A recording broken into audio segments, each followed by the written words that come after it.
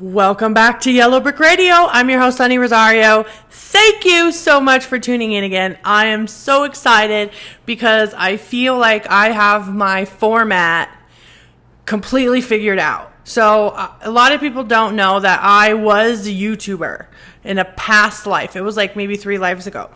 And I had a lot of videos. I'll let you know the stats. How many subs, how many videos, blah, blah, blah. I don't have a huge subscriber base, but I do have a very intimate audience. So, like, if you're a person who cares about YouTube stats, my stats are healthy, okay? I'm not like a social blader or anything, but it was a very huge integral part of my life for a long time, and it was because of the work that I was doing. I was helping people with spiritual ghost problems. I was working as a medium, and that's what I did. Like, that was my job. And so I made YouTube videos about spiritual things. Then I got interested in politics. For the first time in my adult life, I learned how to do like research. I owe that to my friend, actually. I know, I'm sorry. I'll stop saying her name. But I owe that to my best friend because she has a master's degree. She's a master's educated person. And she also, I just found this out today on her channel that she wanted to be a teacher. And I was like, girl, you caught me up. Like, I got a master's degree now, an honorary hood earned master's degree because she taught me how to do a lot of that stuff and helped me learn parts of history that she understood that I didn't understand. For example, she did a lot of videos on the Middle East and different things. And so that is how I, changing my career is ultimately what caused my channel to change. Okay, does that make sense? And then once I started meeting new people in like the ghost hunting paranormal community, it was like really, really fun. I had friends that were on like those fun TV shows that you see on like, I don't know, what's the channel, like Lifetime or whatever, like the second tier of like cable channels. They were on those shows, a lot of those people, and they have little conventions. Like, you want to talk about like TanaCon or like Comic-Con or all these other types of conventions that go. I forget to talk in the microphone. Plus I have a whole new format. So I'm sitting here thinking that I'm in my mind I'm making a radio show, but on the camera I'm making a YouTube video. So this is so weird and so cool, and it's combining two of the things that I love to do the most. So I'm just really excited that I had this brilliant idea, and like, this is the first video that combines all 3 of my types of my media contributions. So what I'll be doing moving forward is a GRWM every week. That's the first thing you're going to see from me, is the GRWM. If you don't know what that is, you're an internet slacker, because that's a get ready with me video. And it's silly, it's completely self-indulgent, but it's the type of video that's really popular online right now. And I'm not making it because it's popular. I'm making it because I love these videos.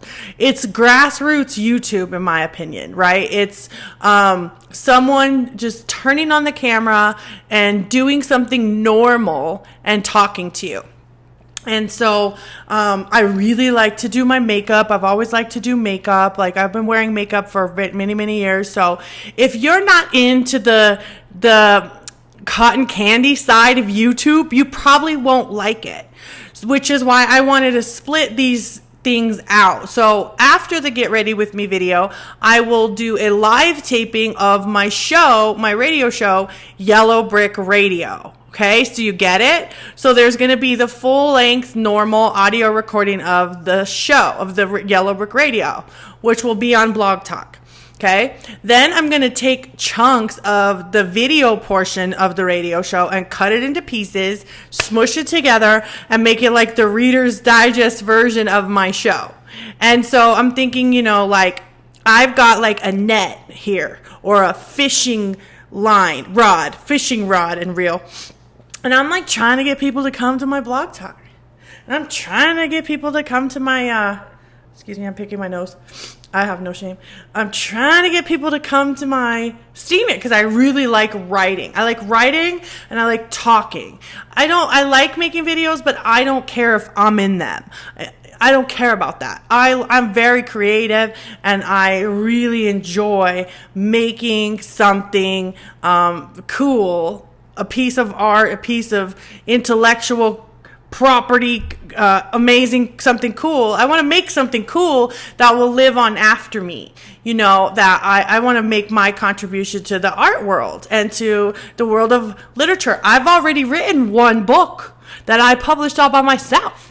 So I'm an author. I managed to sit down in my chair for long enough to write a book. So that's another thing that kind of took me away from YouTube and made me want to like get back to my roots.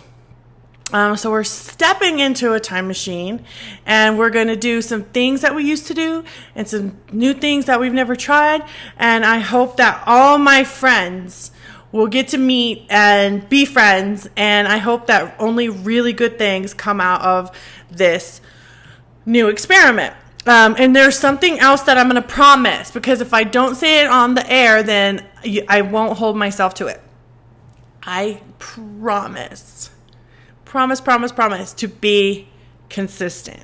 That's why I'm committing to once a week. I'm a Gemini. I have extreme personality, and something I'm super, super interested in the morning, I'm probably bored with by the afternoon. I move on really, really quickly. So I was like, I want to do something that I can produce in a decent amount of time in a really high quality way. I'll edit everything. I promise. I'm not going to be slip sloppy anymore. But I promise to be very consistent and bring you something new every week on the same day at the same time. I admire those YouTubers and those radio people who freak out. Like you start to sweat if your video is 1 minute late. I respect you guys. And the reason that I respect you is because I wish I had that kind of willpower all the time. This is one of the things that I'm doing that I used to do when I was a little kid. I used to drink these. I got to do the beauty guru thing. I used to drink these sodas. I don't have a fancy camera, so it doesn't matter. I used to drink these sodas when I was a little kid, these New York seltzers. And one bottle only has 90 calories. I mean, I think that's pretty much the same as a, regular soda, which I don't like to drink very often. But since we're like stepping back into a time machine here on Yellow Brick Radio, and we're going to like shake things up in a major way with all of our friends all together. This isn't just me. We're doing this together. I'm excited, and I wanted to have this. Oh my gosh, this is so crazy. Okay, so the Freedom Tower. Okay, you guys, I was wondering, like, this is a cityscape of New York City. So I sat there and had like this moment where I'm staring at the label on this soda bottle, New York Seltzer soda, and I'm like, is it the Twin Towers? Is it the original label from 1980? Or did the New York Seltzer people change the label? And they changed the label. So it's historically accurate. I don't know if that's, historically accurate. So I promise to be consistent. So that is the intro, and we've got housekeeping items. I don't think we have housekeeping items. Oh, I do need help coming up with new guests for the show. I'm going to have Really Graceful back on because I want her to tell you things about the guidestones that she probably wouldn't want to say on her channel. Like in casual conversation, Grace is such a crazy, wild, fun-loving, like gregarious personality. And let me warn you, she's a ginger. Don't underestimate her. She has a wit that will cut you. She's like, will go bonquee on your butts. Hang on to your butts, as they say, because that girl has a razor sharp wit and she will cut you with it. So I like to bring her on my show because she's my best friend, and because I really like I like when other people get to see like the easy breezy side of Grace. because she takes her work so seriously that we don't get to see, you guys don't get to see all the fun. It's literally a mile of fun a minute. It's a barrel of monkeys, a barrel of red-headed monkeys, the really cute ones. I swear, it's just like, I've never had a friend like Grace before. Okay, I'll stop. Okay, so this week's episode of Yellow Brick Radio is, I don't know what to call it. So by the time you see this thumbnail, it'll have a really great title, but sometimes that doesn't always come right away. Right? So if you're a writer, you have this great idea, but you like are hung up on this idea that you should have a title right away. I used to think that when I would write something, toss that out of your mind and go for it, because the quickest way to ruin a piece of artwork, this is an original quote by me. You need to write it down. It's going to count later. The quickest way to ruin a piece of artwork is to hesitate. Right? So I'm trying to be prepared and respectful to the audience. I thank you for your time, and I'm also trying to play on my strength, which I believe is hosting. So this episode of Yellow Brick Radio is not about the Illuminati. It's about the record industry. And in this instance, it's specifically about the rap record industry. So I know there's a lot of people who do these like decoding videos and different things, and I really, really appreciate those videos and those researchers who read books and write. And that's New York Seltzer for you, and New York manners, by the way. No offense. Sorry, guys. I have a lot of people. Actually, in my olden days on YouTube, a lot of the people were from New York. Like most of my subs, like almost all my stats come from New York. It's probably Hillary Clinton and Melissa Kisses who does makeup reviews. But anyway, so this video is about the music industry, and I'm not going to decode Illuminati symbols or Freemason symbols or do any of that. What I think is really important is to deconstruct how those really abstract ideas of an Illuminati that controls a whole big, massive city full of really smart, talented, dedicated, cutthroat, crazy, ruthless people. How do they keep all those people corralled, right? How do they keep all these people doing what they're supposed to do? You'd be surprised at how incredibly simple it is. I've got like people creeping around in my background here. Live on the radio, there's a creeper, a little kid creeping through my set. Thank you, little kid. Oh, there's two. I'm sure you noticed that. Okay, some dogs. Okay, you're ruining the show. Get out of here. This is not a family channel. I'm not sharing my YouTube success with you guys. I'm keeping it all for me. I'm hurrying. Okay, $100,000 subs. Play button. Here I come. Anyway, so it's not a situation where it's very difficult at all to continually track and guide the thinking and the behavior of we're going to use Hollywood as our little example, okay? It's not that hard at all. And today I happened upon a bit of research that for me in my path, in my journey, was absolutely groundbreaking, because it confirmed that celebrities are constantly being attacked from all sides. Okay, so some of you have made it here from my Twitter and my like conspiracy theory, like Discord groups and places where I have spent thousands of hours of my time over the last 5 years or so. And so you're not going to be surprised to hear that. But what I have learned is how they do it. And when I listened to this one interview from this one guy, I don't want to call him a kid because he really does walk around with he likes to say, I let my nuts hang. He lets his nuts hang. He walks around with his nuts hanging out. metaphorically speaking. And, and so when I listen to this one gentleman talk about, and granted, he's got rainbow colored hair and a rainbow colored grill. And so a lot of people probably don't take him seriously. I honestly can't name one of his songs, but I keep up on internet, right? And so when you keep up on your internets and your interwebs, people like this just come into your atmosphere, right? So, it's like all these fun stories on Chans and on Reddit. I think Taylor Swift is allegedly a Redditor. Like, there's these great fanfics, or maybe they're even true stories, I don't really know, of people who, find that they're interacting and lurking in the internet, right? And so you'll get there's all these Taylor Swift memes came out of that. And you got memes, right?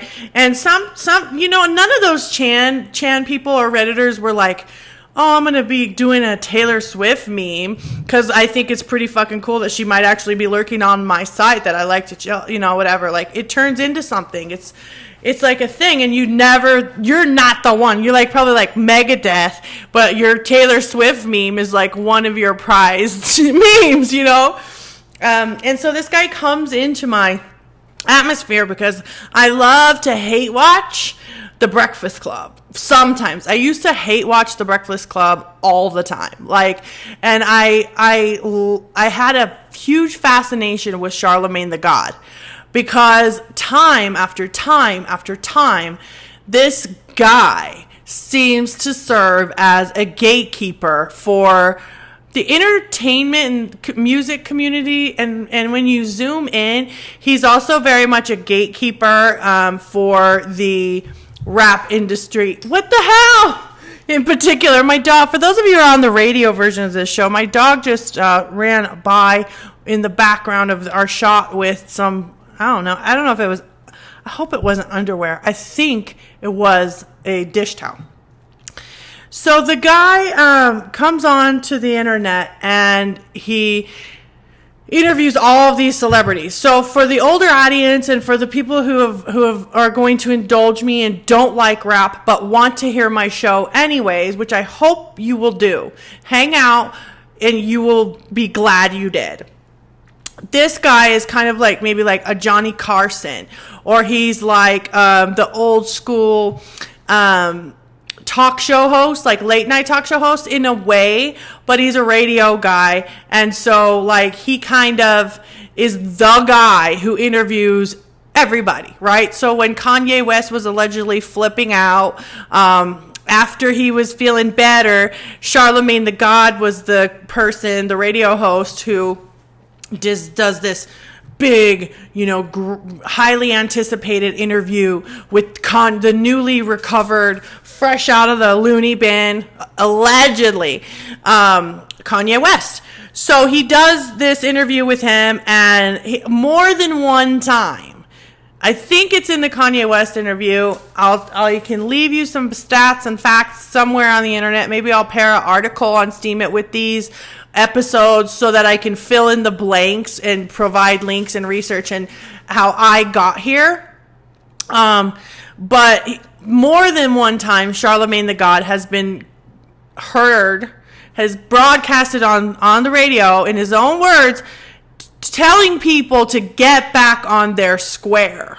Okay? So what does that mean? Well, that's a Freemason term. Okay, you guys? So a Freemason, when he tells another Freemason to get back on his square, he's telling him that he's not acting up, holding his bargain, I guess. He's not holding up his oath to the brotherhood. Excuse me. And he needs to get back on his square. I'm assuming it's a square that's either black or white checkerboard. Pardon me for a moment. Better not bark. I mean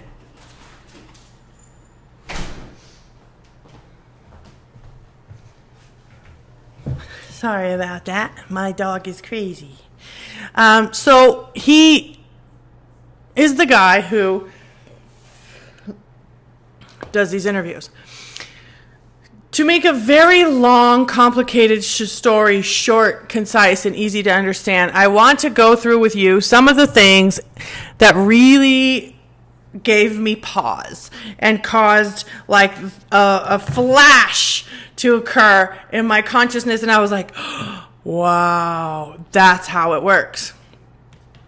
So the interview starts out badly. Like there's several things that are going on in this radio show, okay? So the group of people that are interviewing him are like 40 years old. So my age, I'm a little less than 40 years old, but basically my age group, and actually a little bit older, especially when you get to talking about some of the older rap acts, and in this case, like gang members, like Godfather type figures who are part of the rap music world.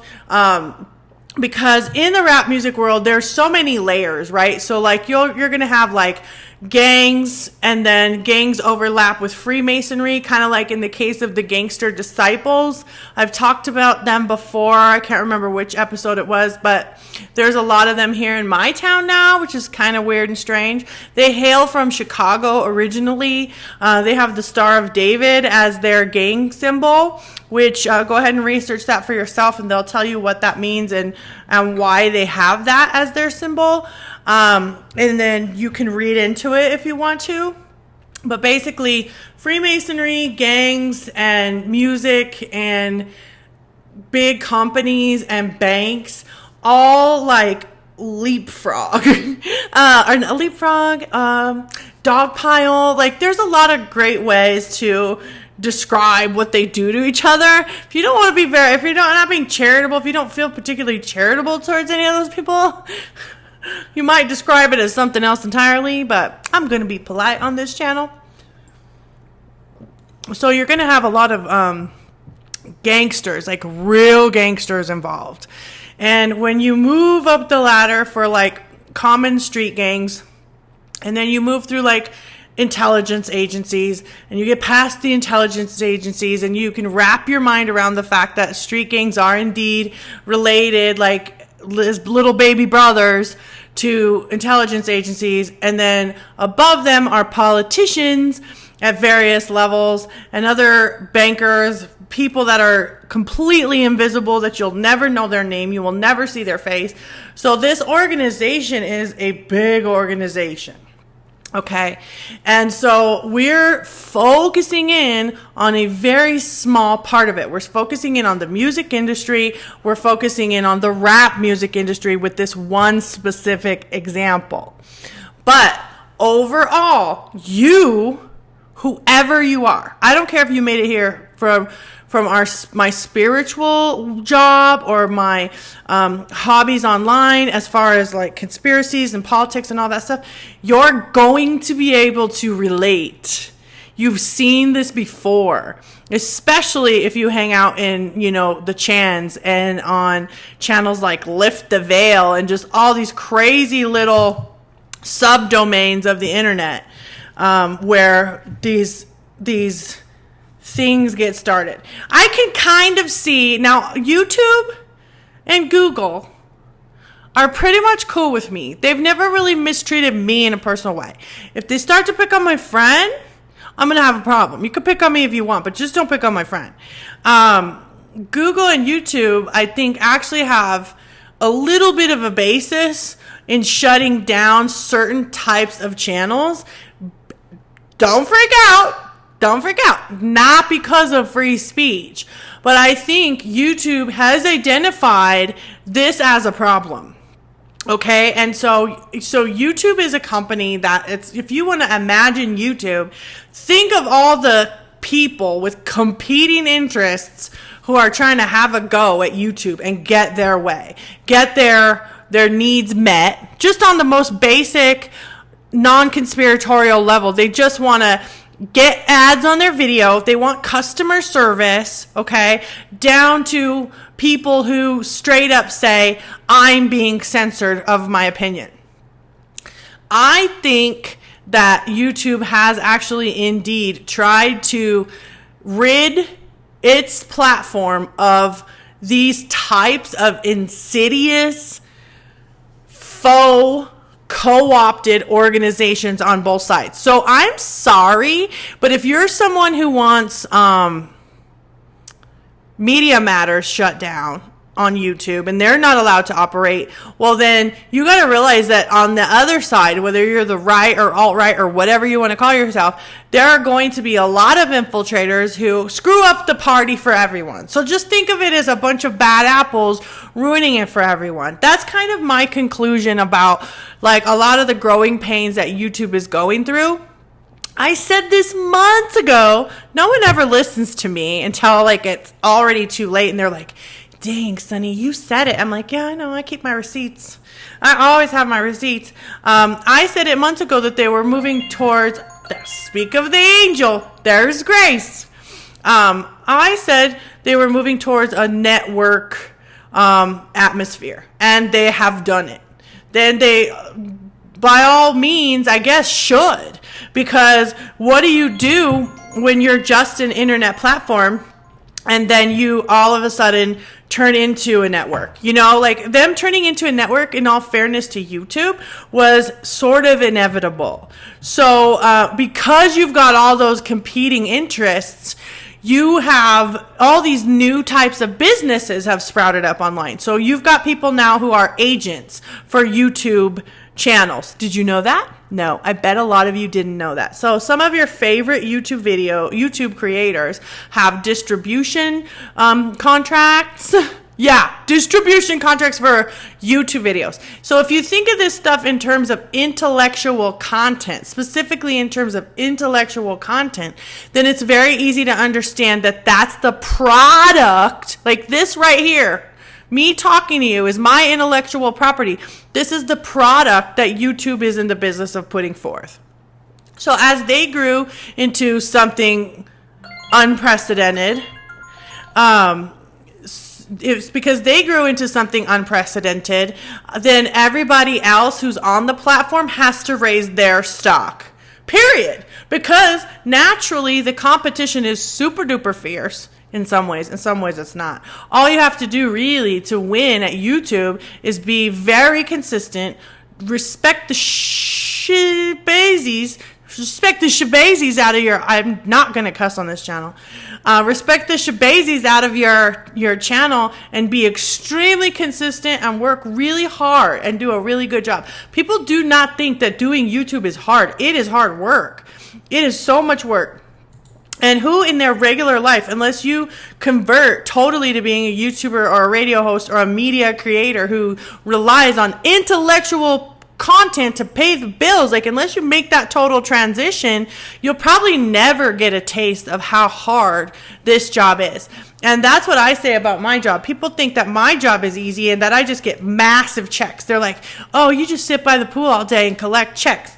No, I don't sit by the pool all day and collect checks. I wake up at 2:30 in the freaking morning, and then I don't go to bed until I fall flat face first into my bed. And during that day, I've worn like 5 different hats, and I run a business. You know what I'm saying? So you like, and the people that still have jobs and have a channel that's really successful, those people are working doubles, triple overtime to get it done, because launching a channel, launching a new brand, launching your intellectual content in that really highly competitive market is not as easy as it used to be.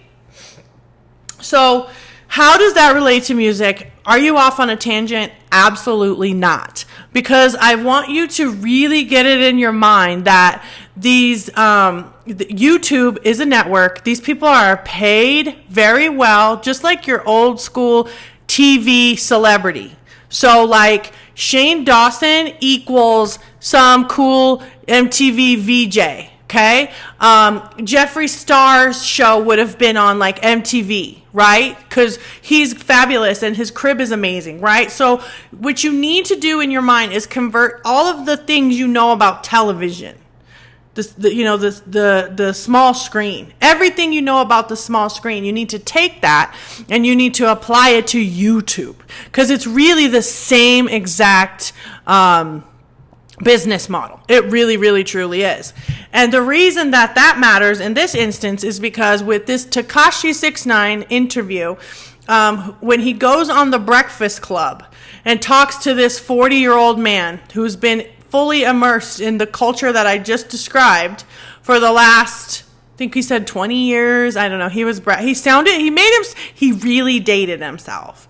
And I'm not an ageist, but the culture gap, probably because of the internet, and the generation gap with these two was painful to watch. Like, sometimes it's just like, you can cut the tension with a knife with these two. And the kid just frankly owns this young man owns Charlemagne the God. He steps right on his big toe. He like smacks him in the face with a tuna fish. He pushes him off a hotel balcony from the 33rd story. Wink, wink. And it like, wow. It knocked my socks off. Why did it knock my socks off? Because Rome is burning. Sorry, I know I got a microphone and I'm not supposed to do that. Rome is burning. Rome is burning. I'll say it again. That sounds cool. ASMR. Rome is burning. This was another example for me in my research, my long path as a singer, as a performer, as a writer, as a business person, as what I am now. It was confirmation to me that in music, in politics, in churches, in people's minds, Rome is burning. Let me tell you why. So, we all know about MK Ultra. We all know about MK Ultra handlers. You need to look at these issues with an even stronger microscope.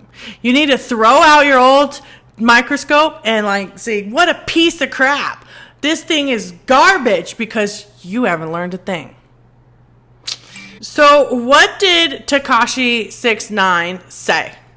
He describes an experience where he was invited to be a headliner of a very popular music festival that you've probably heard of. Even if you're an older generation listener, you've probably heard of SXSW, South by Southwest. You've seen the shirts. It's got a pretty cool logo, right? And it's this situation where you've seen the logo, and it's a situation where it's like one of the older music festivals. Very legitimate thing. Very, very cool. And so they invite him to be there as a featured performer, and he shows up. He's not a guy, surprisingly, who travels with a large entourage, even though he gives the stats in this interview. So I'll link this interview that I'm referencing. But he came out with all of his debut self-made mixtapes at like they all debuted in the top 100. And so like he just blew up.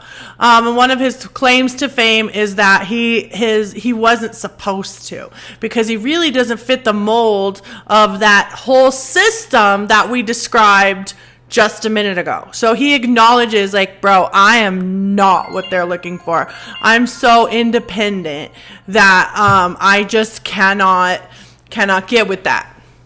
And so he's done it all by himself, and he shows up to this huge music festival, invited by a show producer who's got family ties in that system, and literally hundreds of people along as paid employees, entourage, producers, stakeholders, investors, down to stage hands and stage manager, which in this story is a very key job and key position. And then also we're going to talk about the security aspect of it too. Because what these record companies are doing is and you got to remember who they're all related to. Go back to earlier. They're related to who? Answer. Okay, ready? Answer me. I want to hear you say it, audience. That's right. Gangs. Street gangs. Who else? Who else? I'm listening. Right. Intelligence. Okay, right? You're getting the picture. Okay. So these agencies, these managers, all of these people that have been put into your life, while the real people that you knew and grew up with have been shoved to the side, all for good reason, like, I'll be home next year, I'll see him next year, and meanwhile real life goes on. Babies are born, people die, people get married, you miss weddings, you miss anniversaries, you miss your children's milestones, you give up a lot, you sacrifice a lot for this industry. And up until now, I think a lot of people felt that was worth it, because something that kept coming up in the interview about Tekashi was, I have a child that I am trying to make it home to in the end of the day. I'm like, dude, I'm a working person. I can relate to that, and hanging out with Grace, I've managed to piss some people off. I'm not too embarrassed to say.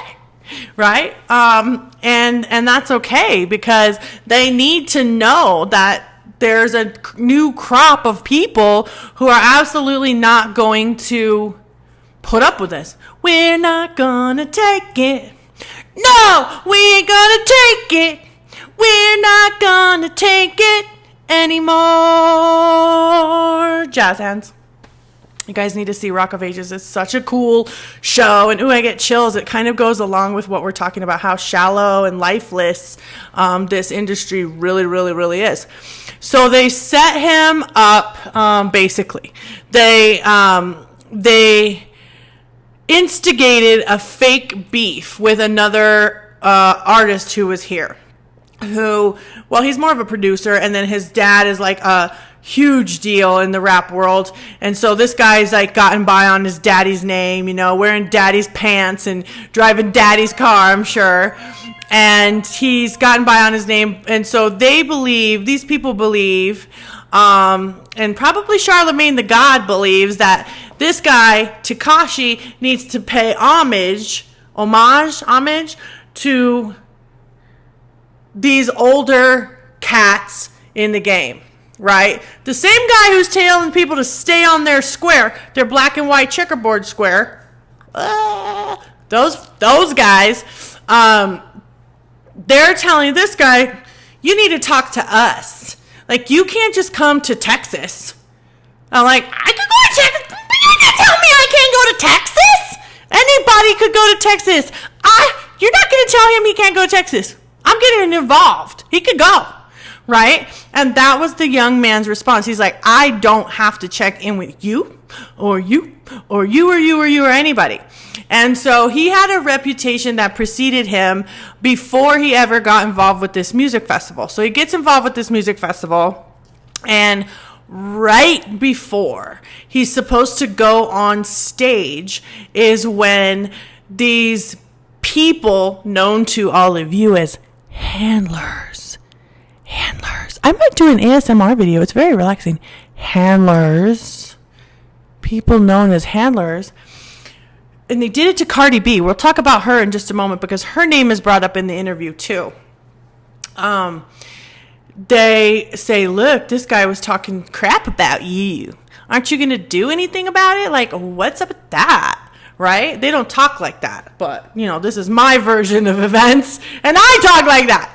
So he's like, I don't know. And so this situation occurs where he's getting ready to go out on the stage, and they customarily are going to clear the stage, like, for the next act. Like, that's just respect, for one thing. And, like, that's just, like, unheard of, right? They haven't cleared the stage of all these other acts, and all these other acts just happen to be related to these people that are, like, trying to check him and trying to get him to conform, trying to get him to go along with what they want, trying to get him under control. Because all throughout the all throughout the interview that they have with Tekashi 6ix9ine, they are trying to get him under control. They try to come from every which angle to check him and just to get him under control, and he absolutely refuses. And if this was my son, like I have a son that, like I said, that's not too much, like Tekashi 6ix9ine is just the tiniest bit older than my son. If that was my son, I would have been so incredibly proud of how he handled himself in that room full of people who wanted to strike him down and humiliate and just like turn him out. They had nothing but bad intentions. So basically, he goes to the show. He's got a really good representation. He's got a great agency who has guaranteed his pay no matter what.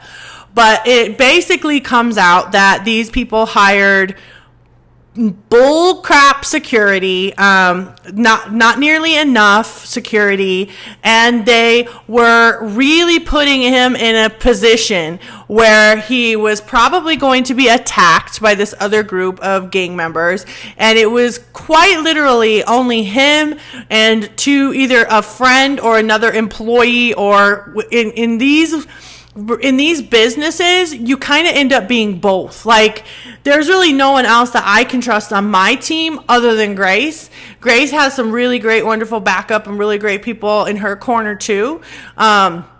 But for some of us, it's like, there's no one else I can trust with my business, right? There's no one else I can trust with my name, my good name.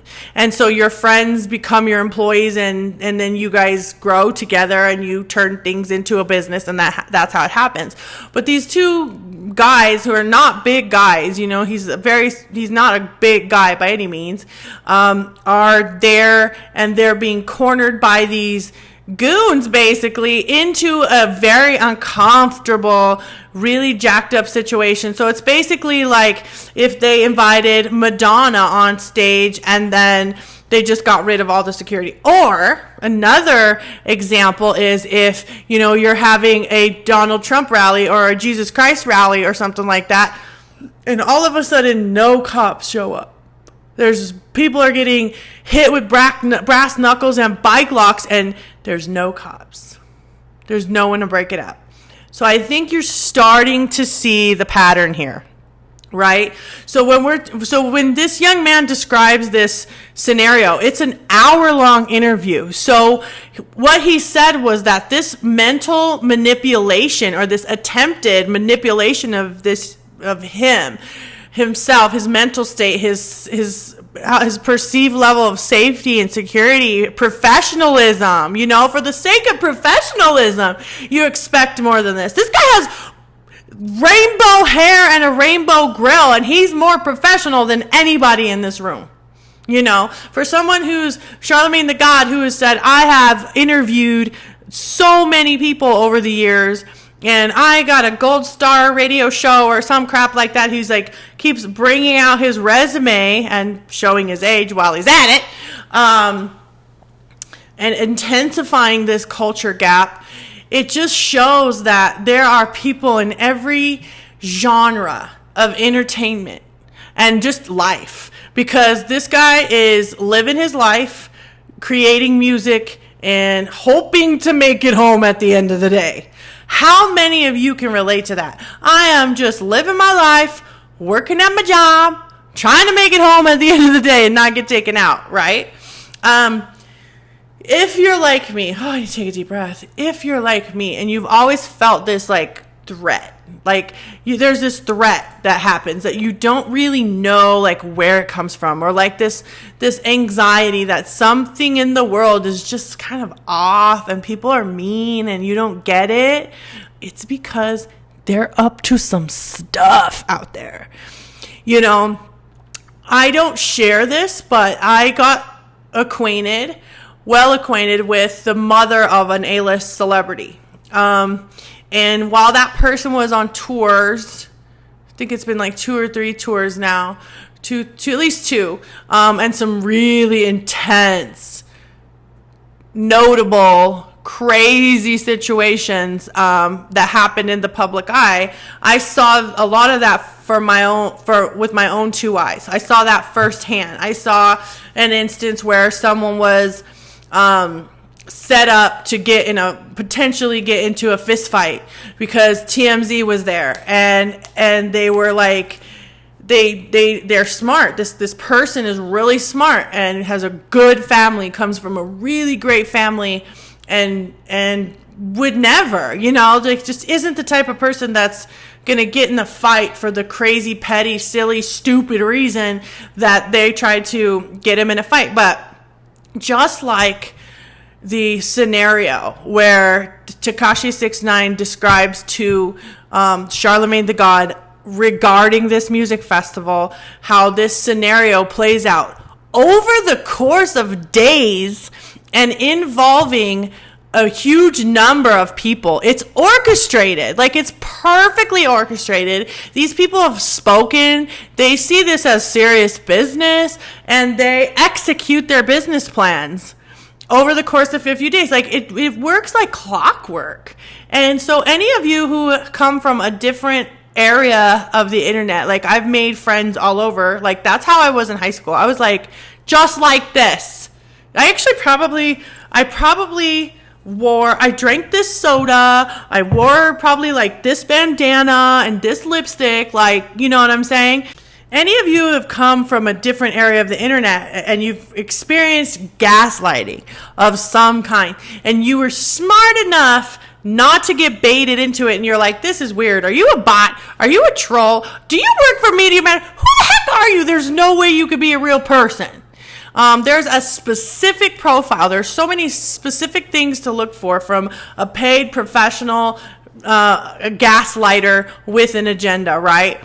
You will recognize this behavior. You will recognize the organization, the intent, the subtlety. I'm going to stress in all of these episodes where we talk about the Illuminati, the subtlety of it all. So taking that experience that this young man talks about by being baited into a situation which he was able to avoid. And by the way, you should see the backlash that came.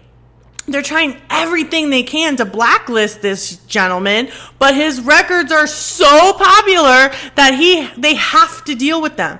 They can't deny him, right? And so they can't get a hold of him. They can't co-opt him. I'm not sure how he makes his money. I'm not sure how his contracts are written out. But man, they're having a hard time reeling that one in. And it's nice to see. Okay? It's nice to see. I don't care if you write music that I don't like and you have tattoos on your face and rainbow hair. I'm going to back you up. If you were a person who is like, no. You could take that nonsense and stuff it right up your tailpipe, because that is not going to fly here. No one's going to treat me like this. No one's going to put me in danger because I have to get home to my kid at the end of the day. That is what I have to say about that. That's what I will attest to. That is what I have to say, is that if you're a parent and you got any level of heart, that is all you care about. I am making it home to the end of the day to these kids. If it kills me, you'd have to kill me for me not to make it home to them at the end of the day, right? That's what we're all trying to do. And so we've seen it over and over and over. We're still seeing it if you come from the conspiracy region. I'll call it region. Jury's still out on whether it's good or bad or both. I'm not totally sure yet. But if you come from that region, you've seen this. You see it now, right? They think about George Webb and Jason Goodman. They rolled out that cast and that script and that plot. And then it wore thin. We're not going to talk about Q, but we can talk about like Sarah Ashcroft and all these people that are now on Nathan Stoltman's channel on Lift the Veil, talking about yet another cast of people.